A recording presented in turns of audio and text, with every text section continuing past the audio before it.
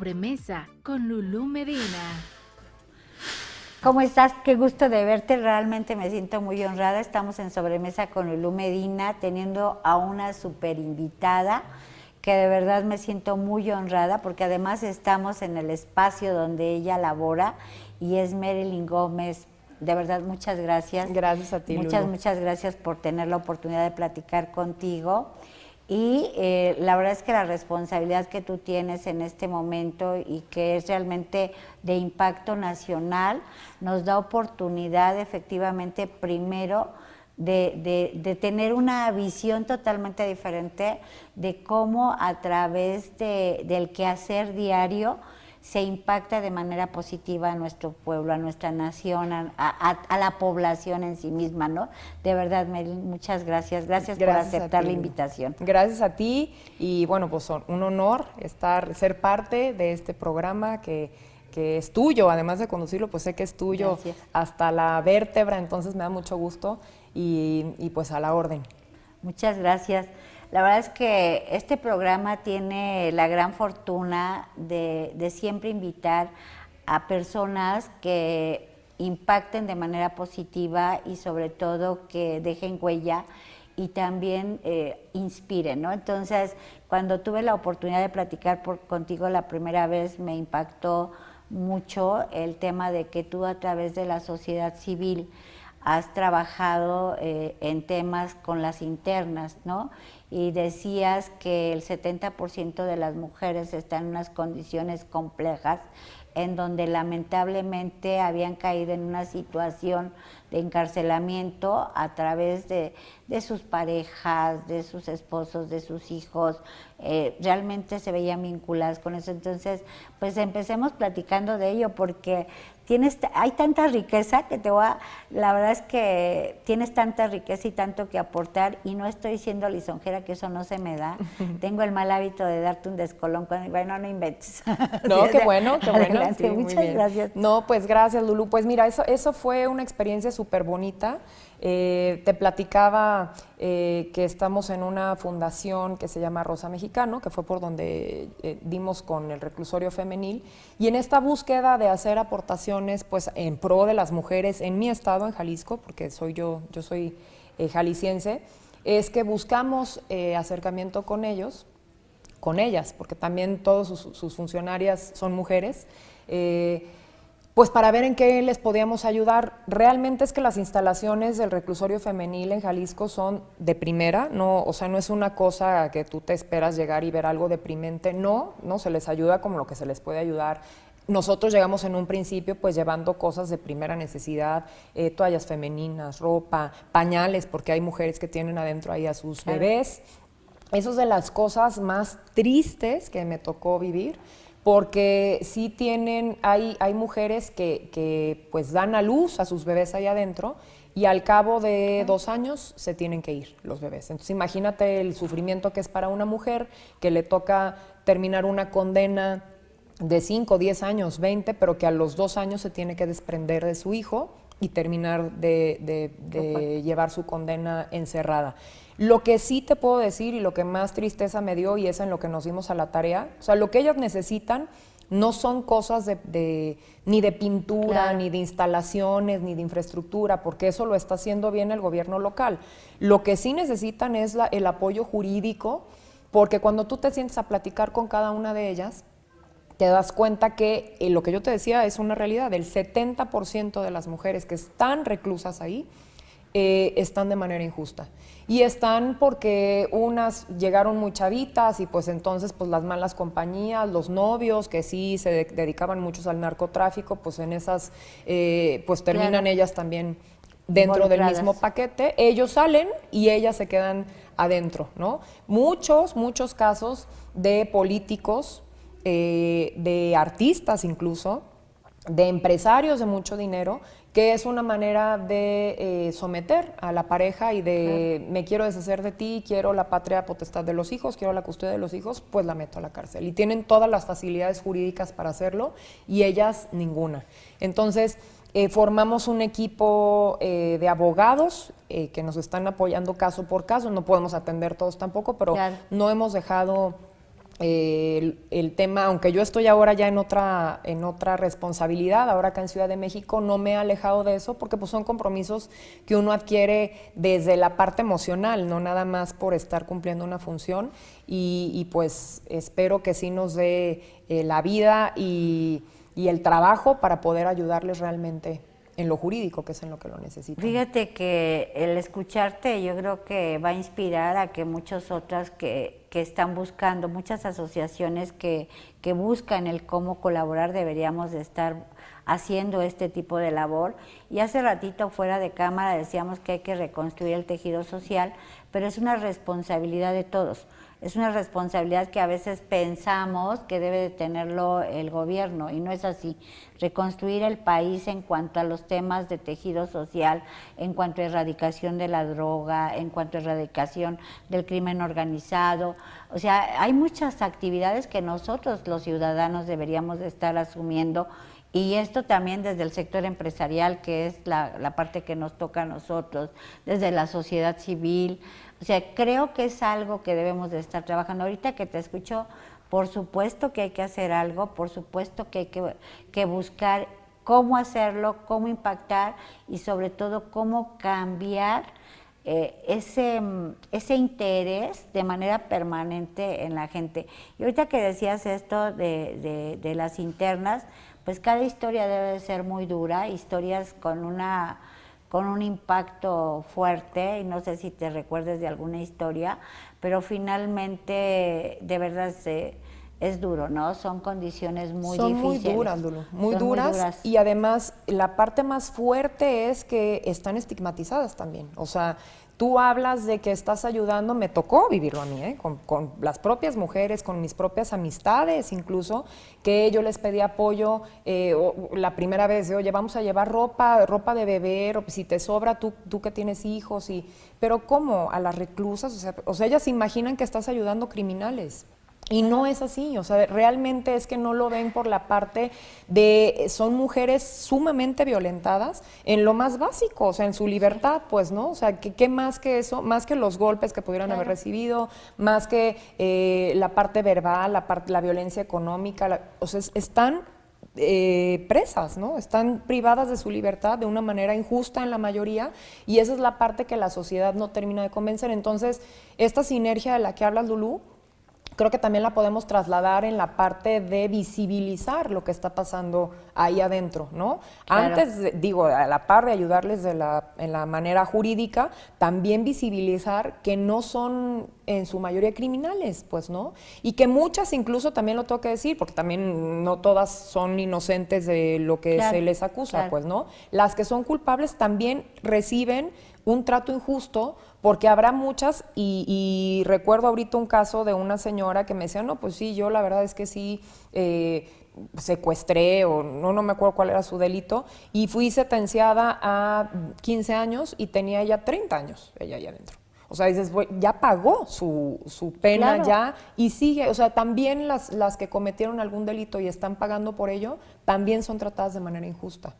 Y habla de un sistema judicial también que hay que trabajar, pero en específico lo que a mí me importa pues es la parte de la violencia de género con ellas. Pues, ¿no? Claro, y además, fíjate, tocaste un tema, la reinserción, o sea, el impacto para poder reinsertar a las personas que están en situación de cárcel y reinsertarlas en la sociedad, no hemos logrado establecer un proyecto en el cual se pueda reinsertar de una manera adecuada, en donde efectivamente puedan ellos, por un lado, encontrar ese cobijo, porque también si no está tan bien establecido, si no se ha trabajado adecuadamente, pues lo único que podemos hacer es que prácticamente estamos enviándolas a un retorno, a una situación en la cual ellos retornan porque se sienten realmente a una condición muy dura, ¿no? Así es. No sé si te tocó ver alguno, pero yo creo que nada más el sentido común nos dice que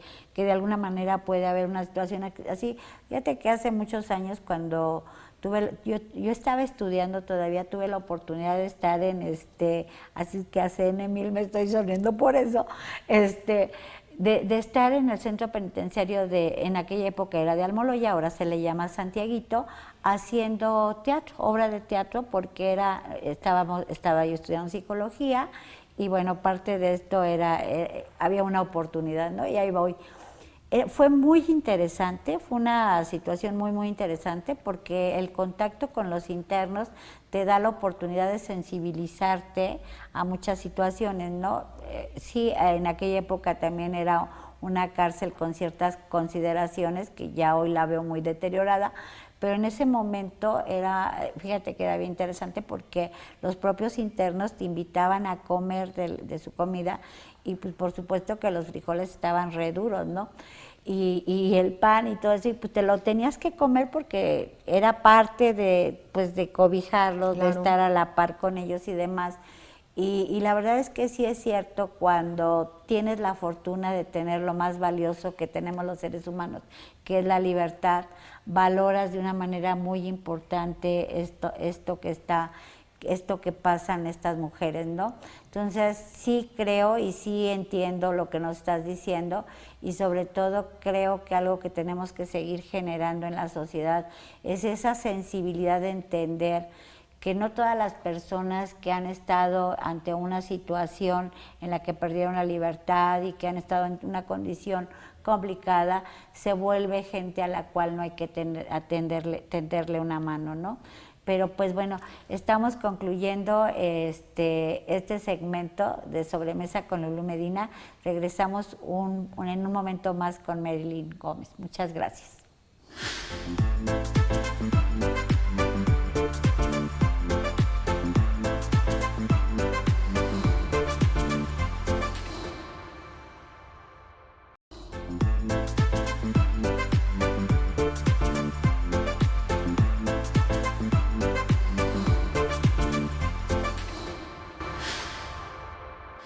Seguimos en Sobremesa con Lulú Medina y Marilyn, me da muchísimo gusto el pedirte y el que nos platiques, por supuesto, ¿quién es Marilyn?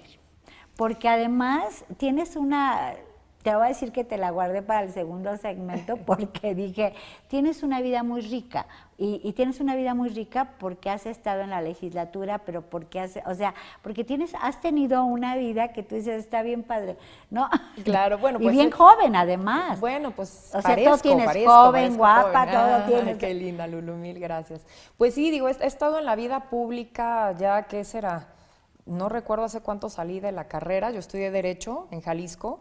Ya les había platicado que soy jalisciense, pero siempre he tenido un pie acá en Ciudad de México. Siempre la parte profesional me llama para estar acá. Yo arranco mi carrera política en el Congreso local del Estado, viendo la parte de transparencia. Luego fui de puntos constitucionales, la titular de puntos constitucionales. O sea, me encargaba de ver todas las iniciativas de todas las materias, porque prácticamente por puntos constitucionales pasan todas las iniciativas de los legisladores. Entonces me permitió involucrarme en muchos temas y es ahí donde me empezó a gustar la parte legislativa, Lulú, porque creo que de ahí se pueden sentar las bases de toda la parte operativa, de lo jurídico, de la parte judicial, pero también de la parte política, incluso de la parte social, pues, ¿no? Luego, cuando fui, por ejemplo, ahorita que recuerdo tu parte empresarial, cuando fui diputada federal, presenté una iniciativa para regular la actividad de los cabilderos, que es una actividad que tenía pues mucho tiempo formando parte de la vida legislativa de la Cámara de Diputados, pero que estaba medio enturbiada, ¿no? Porque muchos representantes, muchos cabilderos representaban a grandes marcas, estas marcototas, que compraban diputados, ¿no? Y que entonces te ofrecían el viaje, el carro, el cheque, a cambio de un voto, ¿no? Entonces me metí a regular esa parte. Y no sabes cómo me fue, amenazas y estuvo bien complicado. Y al final, pues fue súper satisfactorio porque fue una reforma que salió de manera unánime para abrirle la puerta no nada más a las grandes marcas, ¿no? Aquellas que cobraban por esa actividad, sino también a la parte social. O sea, aquella ama de casa que quería ser cabildero y que quería participar de la vida legislativa, o aquella asociación civil que siempre se le cerró la puerta y que tenía mucho que decir en cuanto a las iniciativas que se presentaran, Fue algo que me dejó mucha satisfacción en la parte social también. Y regresando a los orígenes, bueno, pues en el Estado también estuve después en el Instituto Electoral Local, en el Instituto que regula pues toda, en la parte local, todos los procesos electorales que hubo de manera local. Entonces me he metido como a toda la parte pública en general del Estado y luego acá en el Instituto Federal de Telecomunicaciones, regulador de las telecomunicaciones en México. Y ahorita, que ha sido una experiencia padrísima, ser titular de la Unidad de Normatividad de Medios de Comunicación, que tiene que ver con aquello otro que hice yo en el Instituto Federal de Telecomunicaciones, pero ahora nos dedicamos a revisar más el fondo de los contenidos de los medios de comunicación y está padrísimo porque de veras, sin ánimo de ser comercial ni mucho menos, Lulú, pero sí me he dado cuenta en la plática que he tenido con todos los medios de comunicación, con los dueños, con los conductores, con todo, me he tratado de integrar con todos. Y lo que he entendido es que sí es una generación nueva de comunicar, o sea, hay una manera nueva de comunicar sin mordaza, que eso es algo... Eso vale la pena, eso muy. y hay que resaltarlo. Sí, y hay que resaltarlo, sí, porque la gente podría pensar que realmente hay una mordaza del gobierno, ¿no? Y no puedes decir esto, o me cae mal, córrelo. Eso ya no pasa, ¿no? Eso sí pasaba antes, todavía hasta el sexenio anterior pasaba, ¿no? Pues vimos un montón de periodistas importantes sentados en las sillas principales de los noticieros donde al gobierno en turno no le parecían sus notas y al día siguiente ya no lo veías más en la empresa, pues, ¿no? Eso ya no está pasando ahora, pero lo que sí yo les he pedido a los medios es, en efecto ya no hay una mordaza, pero también hay una obligación más marcada de parte de ustedes de tener que decir la verdad, o sea, de que sí tengan pues esa responsabilidad de decir la verdad. Porque ahorita ya no hay, pues yo diciéndote desde esta silla qué puedes decir y qué no puedes decir. Tú puedes decir lo que quieras, pero eso es para bien y para mal. Claro. Entonces hay que tratar de ser objetivos y de que sí se diga la verdad y que la gente realmente esté comunicada, porque tienen una nueva batalla los medios de comunicación, me refiero a radio y a televisión, que son las redes sociales, que antes no teníamos. Y ahorita en redes sociales... Cualquiera puede decir lo que se le ocurra y ser tendencia y ser noticia y entonces ya todo el mundo se lo cree, pues, ¿no? Y eso es lo que tienen que combatir ahora los medios de comunicación. Fíjate que tocaste dos puntos que me parecen súper importantes. El primero, me parece que los medios de comunicación tienen una gran responsabilidad social, pero también tienen una gran responsabilidad como para hacer que este país sea totalmente diferente. Y sí tenemos que trabajar muy de cerca para que tengamos un solo país, porque si no como que lo vamos fraccionando, o sea, cada quien tiene su propia visión y se convierte en un crisol, entonces dices, neta, no inventes, o sea, es un solo país, no lo desmembremos tanto que al final del día cada uno le esté poniendo la visión diferente, ¿no? Pero algo que estás tocando, que me parece que es algo que debemos de puntualizar, es el tema de las redes sociales. Yo creo que las redes sociales se han convertido a veces en un gran enemigo social, porque hay gente que de pronto se convierte en tendencia, que no está siendo realmente objetivo, porque al final del día hablamos desde los propios intereses, porque además aprendes, ¿no? Yo cuando llegué, yo me parezco que cuando llegué a la ciudad empecé a entender que lo que movía muchas cosas eran intereses, ¿no? Y que tú dices, a ver, o sea, ¿cómo? Sí. O sea, cada quien tiene un interés y después de ese interés dices, no, o sea, cuando tú empiezas a trabajar para darle un entorno mucho más interesante a esta sociedad civil, una voz, y cuando lo ves a través de lo que vienen siendo las redes sociales, pues sí te das cuenta que algo tenemos que hacer con las redes sociales, ¿no? Porque también, por ejemplo, se han vuelto violentadoras las redes sociales para las mujeres, para ciertos varones, para ciertas condiciones, y esto obviamente afecta de manera muy, muy fuerte a los chiquitos. Simplemente ha habido temas en redes sociales para jóvenes, para gente muy, muy joven, ¿no? Entonces, claro, algo tenemos que hacer con las redes sociales. Yo no sé si se deba de normar, eso no me corresponde a mí, pero algo sí se tiene que hacer, ¿no? Y ya hay leyes al respecto, ya ha habido reformas al respecto. Yo ayer estaba, de hecho, Cipina sacó por ahí, ayer justamente, resultado de una evaluación que hacen de los niños entre 8 y 14 años, la cantidad de horas que pasan en Internet, son 8 horas las que pasan en Internet. O sea, es una cosa desproporcionada y tiene que ver lo que decías en un principio, Lulú, la sinergia, no nada más normarlo, porque a mí de qué me sirve normarlo, ¿no? Si Desde las fuera, familias no hay nada. si yo no estoy en casa con el joven o con el niño viendo el tiempo que está en Internet. Nos pasa a nosotros como adultos. Y nos pasa en una generación que no crecimos del lado de los teléfonos inteligentes y de repente nos sorprendemos todo el tiempo pegados en el celular, ¿no? O sea, ahora ya tenemos en los teléfonos esta cosa que te dice cuántas horas tienes, ¿no? Y a mí me ha pasado que 5 horas, ¿y cómo? O sea, en el día pasé 5 horas pegada en la pantalla, ¿cómo es posible? Pues, ¿no? Eso aunado a todo el tema físico también, no nada más la parte emocional y mental de la repercusión que tiene estar pegado todo el día en el Internet o en el teléfono, sino también la parte física. O sea, también hay un montón de enfermedades físicas, dolores de cabeza, ¿no? Hasta en las manos. Bueno, hasta que tenemos el tema de... Exacto, entonces sí es un riesgo, sí es también un medio de comunicación muy importante, porque antes, y muy globalizado, antes nosotros no nos enterábamos de lo que estaba pasando realmente, a lo mejor en la guerra en Medio Oriente, ¿no? Claro. Ahorita sí lo tienes al día, esa información. El riesgo aquí es que no siempre es información. Y entonces ahorita yo te podría decir que hay un 50-50 de información y desinformación. Y está bien complicado. Bueno, lo vivimos ahora simplemente en Guerrero, en el huracán o con Otis. Justamente eso pasó, ¿no? La gente empezó a tener pánico de ayudar a la gente en Acapulco, en Coyuca, porque pues yo no podía ir porque ya vi en las imágenes, en las redes que están circulando, que hay retenes y que el crimen organizado y los propios militares están parando a la gente con los... Y era completamente falso.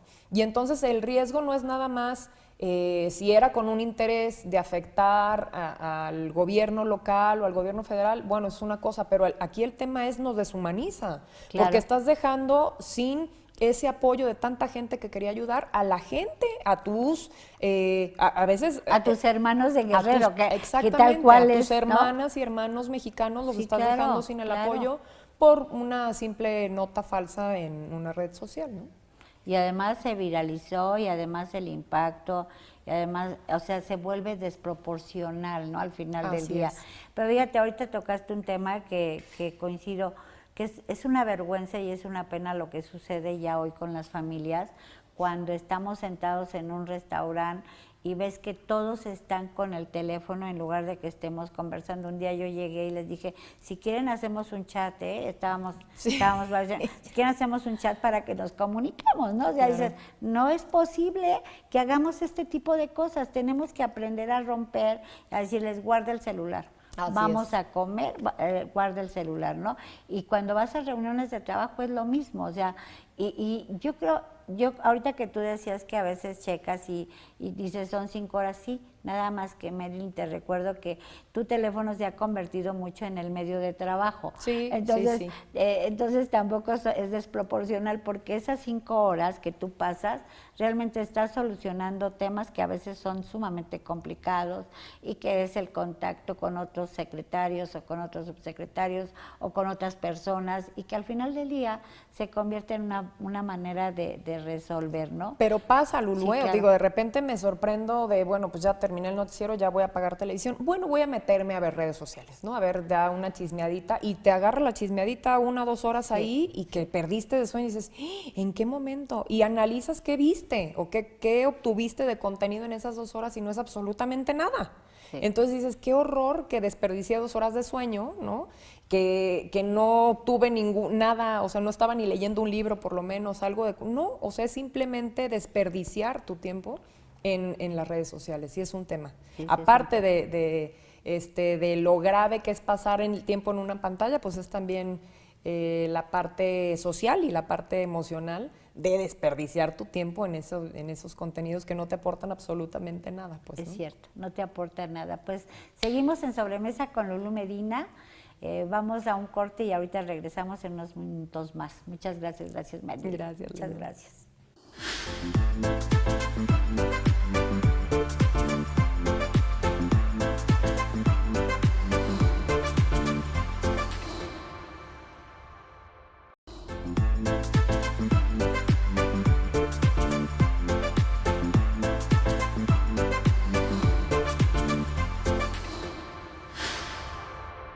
Pues seguimos en Sobremesa con Lulú Medina, con Marilyn Gómez.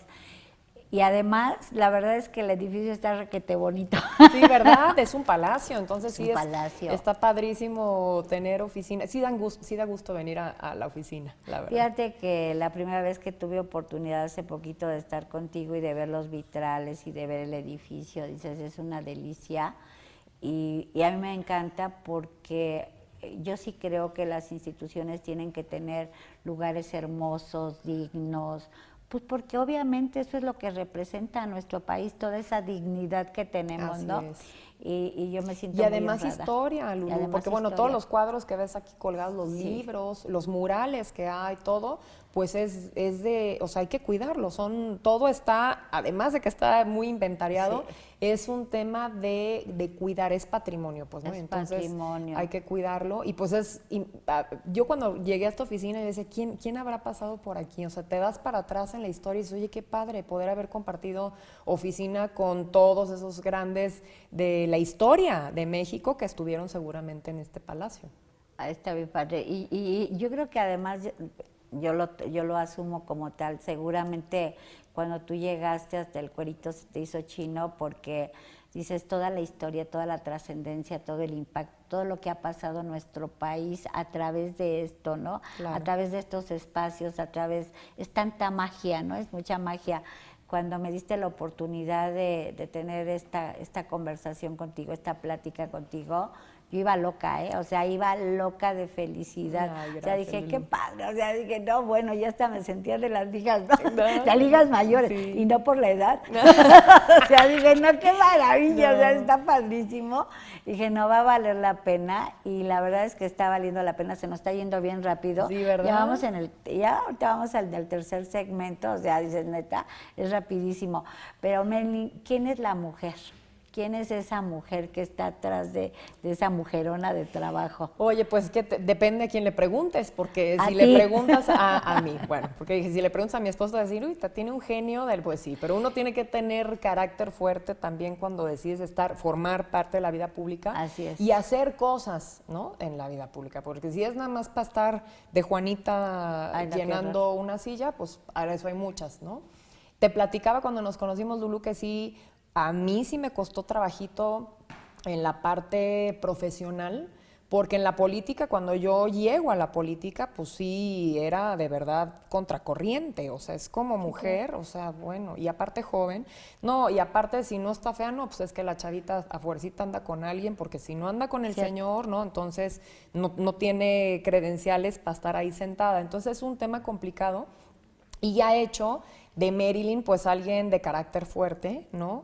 Que pues que no se deja de nada ni de nadie, sea quien sea, ¿eh? Sí, la verdad es que sí me le he puesto enfrente a veces a personajes que luego en otro día menos público te platico, pero sí, pues es la manera, Lulú, la manera Yo de lo sí sé. poder abrir brecha y de hacer cosas importantes. Y algo que yo creo que me caracteriza mucho en la parte personal, o que es algo que sí llevo a cada espacio en el que estoy, es la parte animalista. Yo soy muy animalista y soy, bueno, como diputada presenté la iniciativa para erradicar los circos con animales, que suscribe el Partido Verde junto conmigo.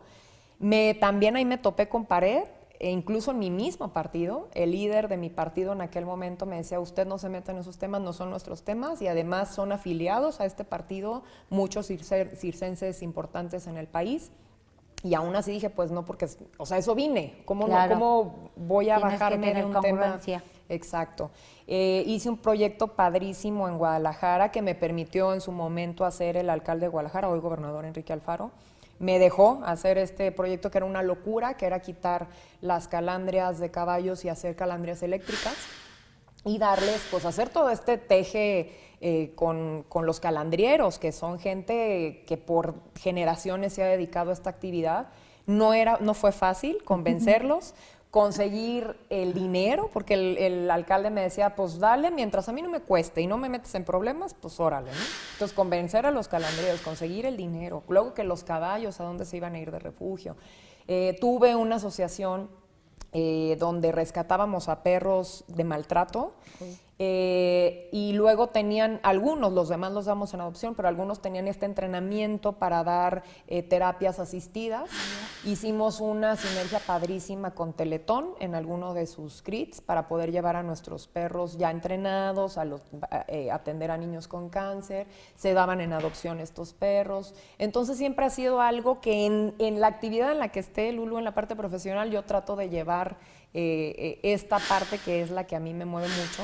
Y aunque hay muchísimas causas, muchísimas, y nunca voy a entrar en el debate de qué causa es más importante que cuál, pero mientras sea ayudar, pues qué importa, ¿no? Si alguien ayuda a niños, a mujeres, a cualquier sector vulnerable de la sociedad o a los propios animales, pues qué bueno, ¿no? Mientras sea ayudar, pues se debe de aplaudir desde lo que sea, lejos de entrar en esta lucha de cuál es más importante que cuál, ¿no? Fíjate, ahorita que estás diciendo, mucha gente minimiza el tema de los animales y yo he escuchado gente que dice, oye, es que lo tratan mejor que a un niño, ¿no? Yo tengo la fortuna de tener una perrinieta.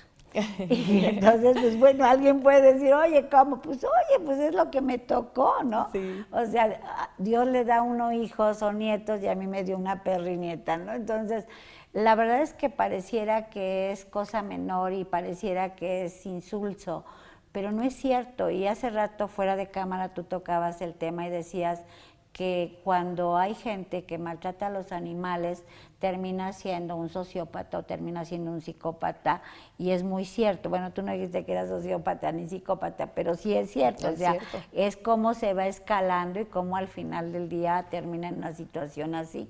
Y la verdad es que es válido, o sea, creo que sí debemos de tenerle consideraciones a los animales, creo que sí debemos de tener una formación de ayuda y de apoyo que al final del día repercute en una sociedad en donde haya una homeostasis. O sea, no puede haber homeostasis cuando pasó un caso en mi estado, que no voy a decir que soy del Estado de México, porque pasó y me dolió hasta el alma de que una persona cogió un animal y lo echó a un caso. O sea, dices, ¿qué traes en la cabeza? ¿Cómo estás pasando que finalmente tienes ese tipo de reacciones, ¿no? ¿Y sabes qué es una pasa? agresión. Claro. ¿Y sabes qué pasa, Lulu? Que no siempre desencadenas en sociópatas o en asesinos seriales. O sea, hay una escalera de la violencia real que muchas familias, muchísimas familias viven en nuestro país, donde normalizan este tipo de maltrato. Sí. Y, por ejemplo, pues el niño que llega y ve que el papá le habla fuerte a la mamá o la avienta, la mamá se desquita con el niño también, ¿no? Y el niño pues, se desquita con lo que tiene más para abajo, claro, que es la mascota. Y creces normalizando este tipo de violencia y repites todos estos patrones que terminan en una sociedad no humana, violenta, y que no termina siempre a lo mejor en un sociópata o en un asesino en serie, pero que hace que tengamos los valores distorsionados como sociedad, pues, ¿no? Y que normalicemos este tipo de cosas. Digo, ahorita tú vas por la calle y claro que te impacta voltear y ver a alguien atropellado, pero si ves a un perro ya lo ves normal, o sea, es una cosa muy normal.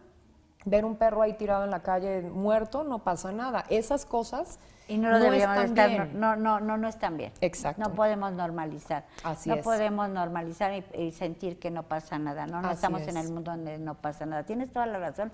Y de hecho, por ejemplo, fíjate, los caballos, y creo que también lo sabes tú, los caballos realmente pueden ser una parte muy importante para darle terapia a niños pueden ser con ciertas capacidades diferentes, que les permite de alguna manera empezar a establecer ese vínculo que al final del día a veces no tienes el contacto con otros chiquitos, que pueden ser con niños con síndrome de Down. Es más, para el sector empresarial, el darte tema de liderazgo, del manejo y de la conducción de un caballo, de cómo manejarlo, te permite realmente trabajar con tu liderazgo. Porque es energía porque también. es energía, o sea, es realmente bien interesante. No, y además te digo algo, Lulu, los animales tienen de verdad, tanto que enseñarnos. Hay un caso en específico que a mí me sorprendió muchísimo, que era mi perro estrella, que era Naso, se llama, el perro todavía vive.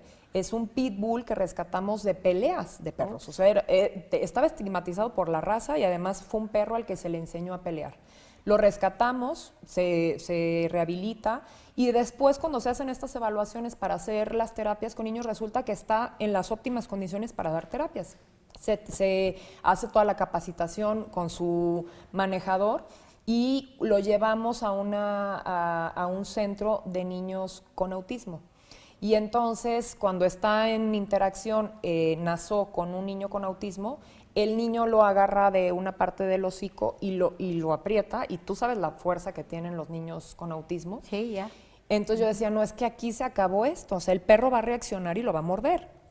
El perro estuvo estoico, pero una cosa impresionante, hasta que el niño solo abrió la mano, lo soltó, y dices, híjole, qué impresión todo lo que nos pueden enseñar los animales, de nobleza, de pago, de decir, ella me rescató, o sea, no sé si haya este registro en sus cabezas, pero una cosa muy impresionante. Y todo lo que yo vi de estos perros que sufrieron tanto maltrato y que después le regresaron a la sociedad tanto bien, dices, híjole, sí es que la gente tendría que ver más esto y tendría que comprender más esto.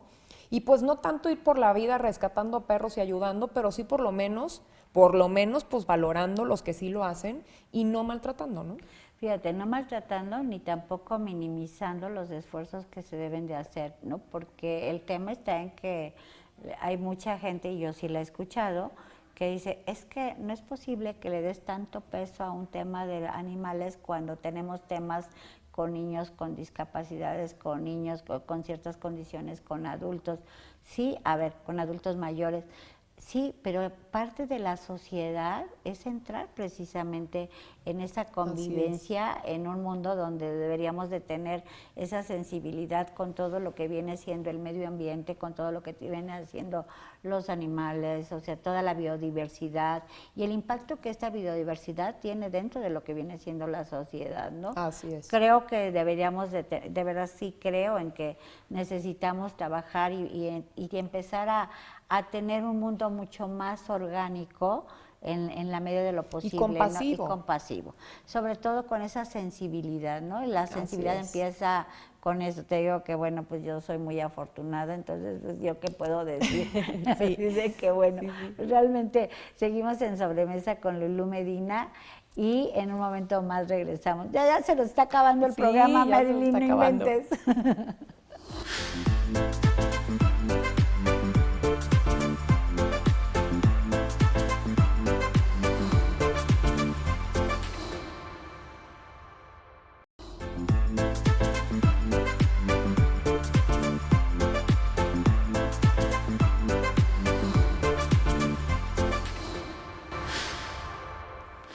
Pues seguimos en Sobremesa con Lulú Medina. Marilyn, de verdad que ha sido una delicia el como que ir pasando por muchas cosas en esta conversación, en este conversatorio, en esta plática tan a gusto.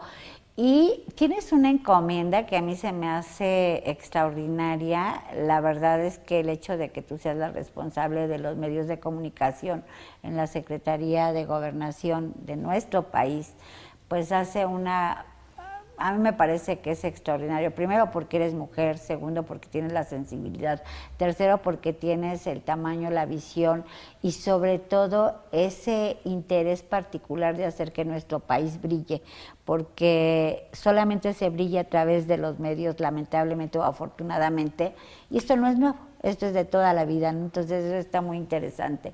Pero hoy tienes la gran fortuna de hacer que la hora nacional sea efectivamente esa oportunidad de tener un mensaje, un manejo de, no sé, son muchas cosas lo que estás haciendo ahí. Entonces me encantaría que nos lo platicaras. Fíjate que sí estoy muy contenta, Lulú, porque además pues es una nueva etapa de la Hora Nacional. La Hora Nacional es, yo creo que el programa más antiguo ¿no?, de la historia, de manera consecutiva, ¿no? Tiene 86 años al aire de manera consecutiva y lo que pretendemos, tanto la secretaria Luisa María Alcalde como tu servidora, pues es darle una estructura a esta hora nacional.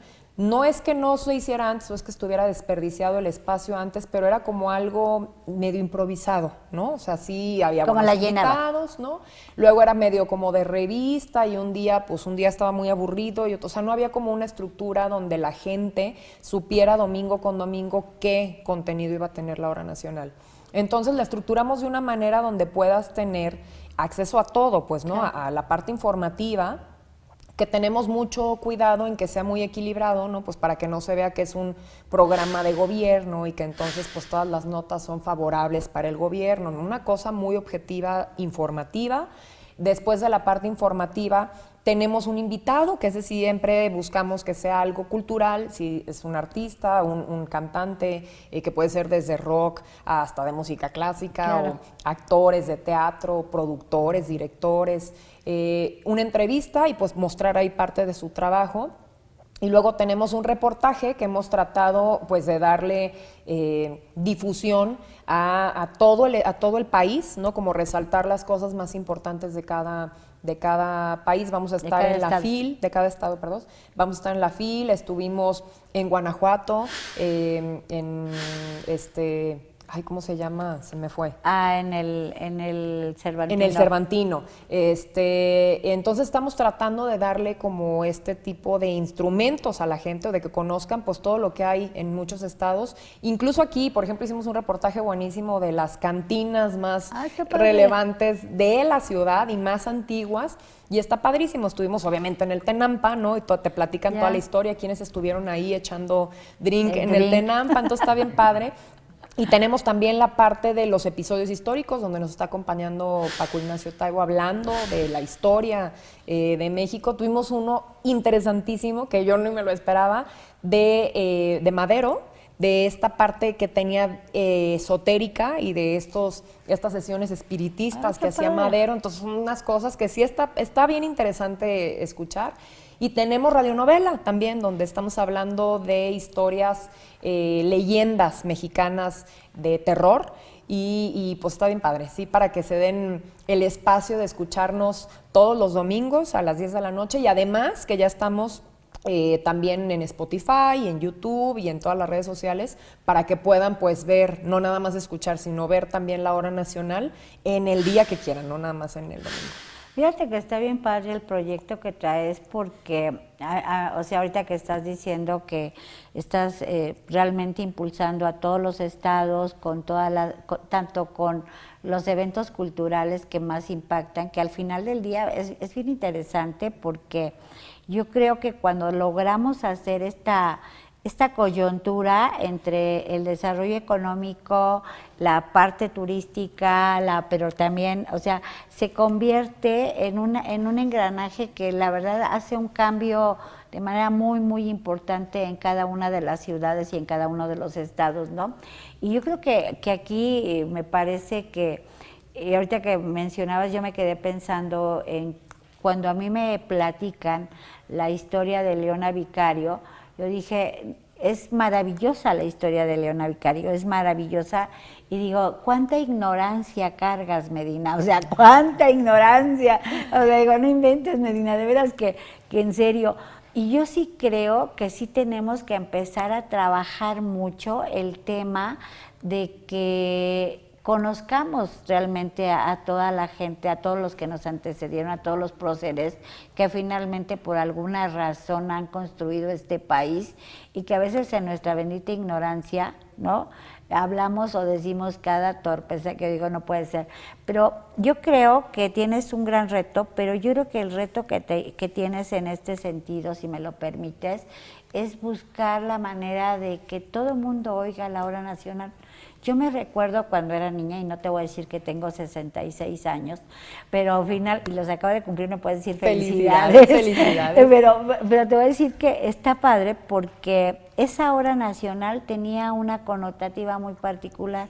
las familias nos reuníamos alrededor bueno, en su momento era a través de todo el tema del radio y demás, de todo esto, ¿no?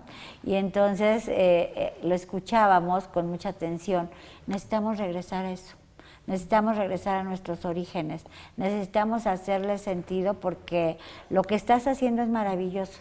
O sea, de verdad, a mí me parece que el hecho de que tenga contenido, porque mucha gente piensa que hacer radio o hacer televisión, cualquiera lo hace, no es cierto, tienes que buscar contenido, tienes que buscar gente que tenga esa esencia y que la pueda transmitir. Porque se transmite a través de la cámara, o sea, si no tienes ni cómo, no hay forma, o sea, ni qué hago contigo, ¿no? O sea, te platico, ¿qué?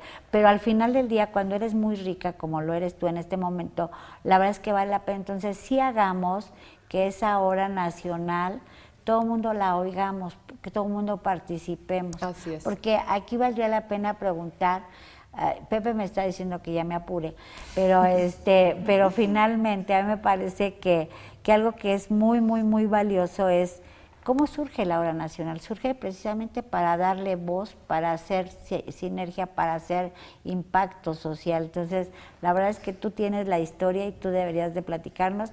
Estamos prácticamente a nada de terminar, pero yo sí quisiera, Marilyn, que tú nos dijeras qué ha sido y hacia dónde va Marilyn.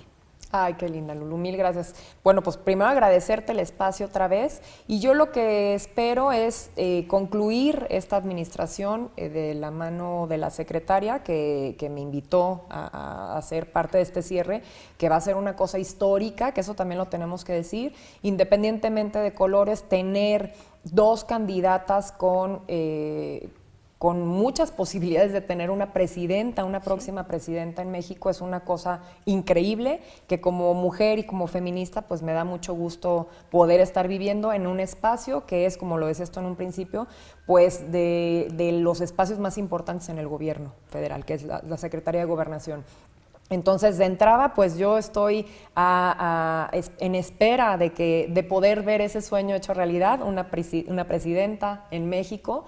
Y entonces, pues aportar mi granito de arena en donde sea que nos toque estar, en la trinchera que nos toque. Ya te platiqué toda mi historia, Lulu. Yo he sido ajonjolí de todos los moles y he tratado de dar lo mejor en cada espacio, entonces esperemos que así sea. Y bueno, pues ahora con aliadas tan importantes como tú y como tantas empresarias que hay, que yo en donde esté, pues me tocará también abonar para que cada vez sean más las mujeres que estén encabezando y liderando estas cúpulas empresariales, que es una tarea pendiente justamente del sector empresarial. Sí, es un reto. Fíjate que dos cosas. La primera, la verdad es que me felicito a mí de haber tenido la oportunidad de conocerte y de que estemos impulsando un proyecto en el que te podamos apoyar en lo que tú quieras y en lo que nosotros podamos.